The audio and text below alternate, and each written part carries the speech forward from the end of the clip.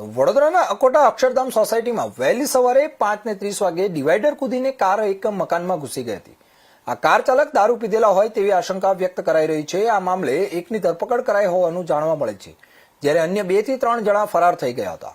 Scorpio car હતી, જેમાં car ચાલકે કબૂલાત કરી છે કે તેણે દારૂ પીધો છે અને સ્ટેશને ગયા હતા પરત ફરતા બનાવ બન્યો હતો. તેવું જાણવા મળ્યું છે કે અકસ્માત એટલો મોટો હતો કે જો સામેથી કોઈ આવતું હોત તો તેની જાન પણ જઈ શકતી હતી. સવારનો સમય હોઈને સિનિયર સિટીઝન લોકો સવારે ચાલવા નીકળે છે અને બેફામ કાર ચાલકો દારૂના નશામાં કાર બેફામ રીતે દોડાવે છે. અગાઉ ઘણા બધા અકસ્માતો થયા છે અને નિર્દોષ લોકોના અકસ્માતોમાં મૃત્યુ પણ થયા છે. ત્યારે ખરેખર આવા લોકો સામે કડકમાં કડક સજા થવી જોઈએ તેવી માંગ લોકોમાં ઉઠવા પામી છે. ત્યારે એક જણની જેપી પોલીસે આ મામલે ધરપકડ પણ કરી છે.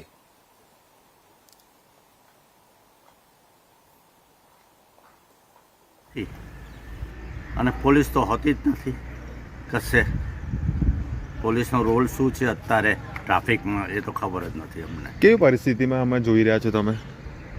હવે પરિસ્થિતિ શું છે, ખલાસ થઈ ગઈ છે ગાડી, અંદર રહેલાને શું થયું છે એ ખબર નથી. કારણ કે હું તો મારા બેડરૂમમાં મેં અવાજ સાંભળ્યો, જોયું બહાર, પણ કંઈ ખ્યાલ ના આવ્યો.